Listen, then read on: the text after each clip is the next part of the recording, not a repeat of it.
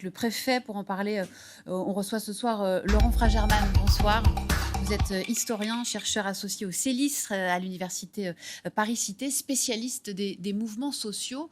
Quand vous voyez ces images d'Agen, vous vous dites quoi? On est dans un mouvement social qui est en train de muter? Ah, non, je pense au contraire qu'on est dans la tradition complète des mouvements paysans. Et c'est assez frappant que depuis plus d'un siècle, en fait depuis 140, depuis 1907 finalement, on a un répertoire d'actions paysans qui est celui-là.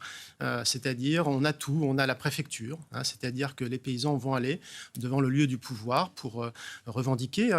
Contrairement aux salariés qui, eux, ont la grève à disposition, les paysans n'ont pas ce moyen-là. Donc, ils ont inventé d'autres formes d'action qu'ils reproduisent avec des variantes. Mais on voit quand même des constantes depuis, je vous le dis, depuis 1907. Donc, la manifestation pacifique, ça, on va voir. Ils ont plus de mal de ce point de vue-là parce qu'ils sont beaucoup moins influents dans la société qu'auparavant. Mais aller devant la préfecture, là, ils n'ont pas encore démonté les grilles. Donc, on va dire qu'on est encore... voilà. Donc, je ne dis pas que c'est bien. Je dis juste que c'est quelque chose de classique. Qui sont ces militants de la coordination rurale? On parle d'un syndicat agricole qui est classé à droite de la FNSEA. Alors absolument, il faut bien voir, Agen aussi, c'est tout à fait typique, c'est-à-dire qu'on a des bastions de la contestation paysanne. Le sud-ouest, alors le mouvement viticole que j'évoquais, c'est le sud-est, et on sait aussi que du côté du Languedoc-Roussillon, il y a de fortes mobilisations, et la Bretagne.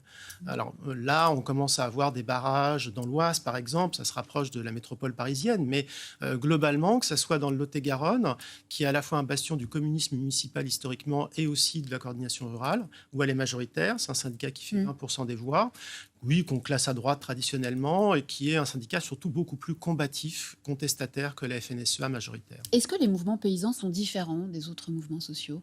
Très clairement. La première chose, c'est qu'il y a une cogestion. Alors, la seule vraie cogestion qui existe dans la société française, c'est entre le ministère de l'Agriculture et la FNSEA dont je viens de parler. Le premier syndicat agricole. Voilà.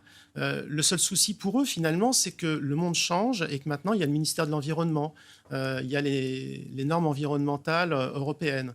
Donc, il n'y a pas seulement ce dialogue possible entre des représentants de la profession et l'administration de l'agriculture. Donc, oui, il y a... Voilà. Est-ce que ce mouvement vous paraît présenter des similarités avec celui des Gilets jaunes? On peut avoir ce même sentiment qu'il vient de la base, qu'il n'a pas été anticipé par les instances nationales. Est-ce qu'il y a des similarités? Alors, je commence par les similarités, puis après, je vous dirai que c'est très différent. Les similarités, clairement, dans le sens que c'est le même type de territoire, mais on peut même, ce serait plus audacieux, rapprocher aussi du mouvement des retraites, qui a été très fort dans les territoires ruraux, dans les petites et moyennes villes de France, parce que les paysans ne sont pas une catégorie isolée, c'est pas une île. Dans le monde rural, ils ne sont plus majoritaires. Il y a beaucoup d'ouvriers de PME, de fonctionnaires, etc. Et donc, ils ont un poids symbolique, central, mais enfin, ils sont donc traversés par ces influences. Mais les Gilets jaunes, c'est tellement particulier. On n'a pas connu de mouvement aussi original et inédit depuis des décennies. Donc, à la fois par l'occupation des ronds-points, par le fait que ce soit des gens de milieux très différents. Donc, c'est quand même assez spécifique. Là, les paysans, c'est une profession bien organisée, avec des syndicats puissants, avec des modes d'action définis et avec des relais politiques. Est-ce qu'il y a un risque que ce mouvement s'élargisse en dehors de la sphère paysanne? Oui, il va. Alors, d'abord, il y a des sondages qui montrent un fort soutien de la société française. Dans le répertoire traditionnel des paysans, il y a aussi la montée à Paris, qui avait été tentée en 1992. C'était déjà une situation où la FNSEA était contestée, notamment par la coordination rurale. Donc, on nous annonce une montée à Paris. Ça va avoir aussi un impact médiatique très fort, on le constate. Maintenant, la question, est-ce que c'est un risque d'embrasement? Je ne suis pas sûr. J'ai l'impression quand même que ça reste canalisé pour le moment.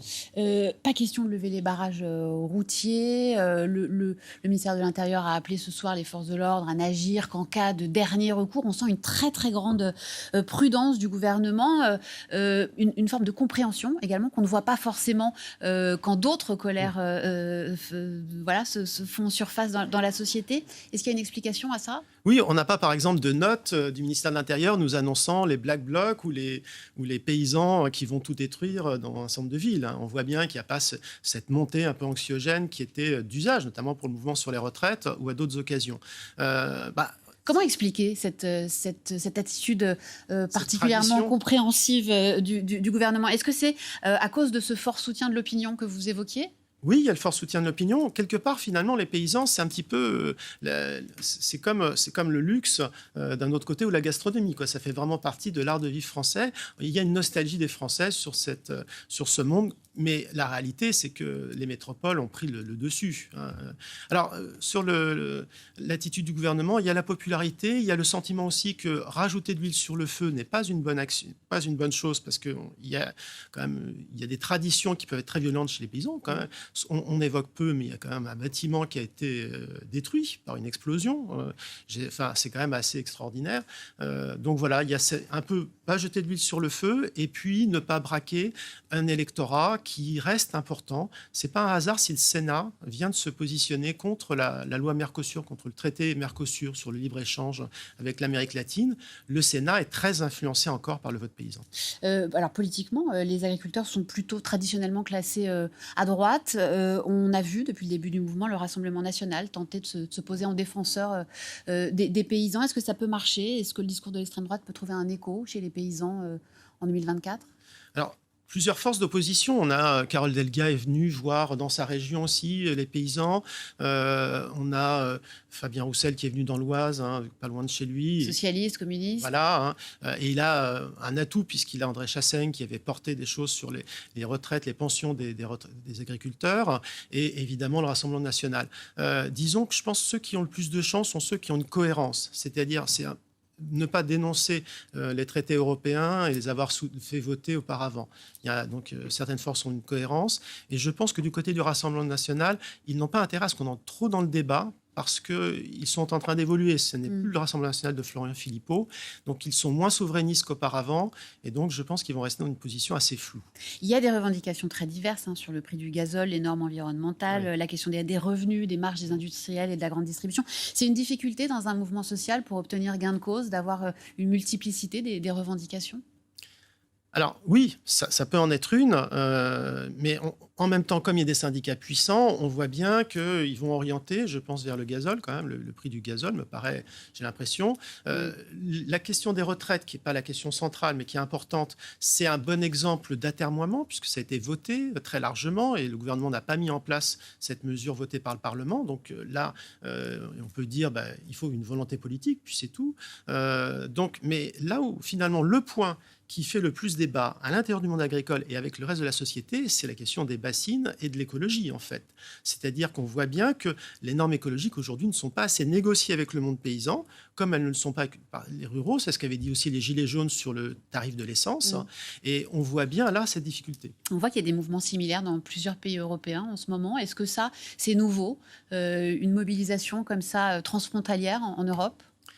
Oui, c'est nouveau, mais en même temps, c'est justement bien sur l'agriculture que l'Europe a fait ses preuves sur le plan économique, ses preuves, et aussi a montré ses défauts. Donc, c'est assez logique. Merci beaucoup pour toutes ces explications. Laurent Fragerman, historien et chercheur, donc spécialiste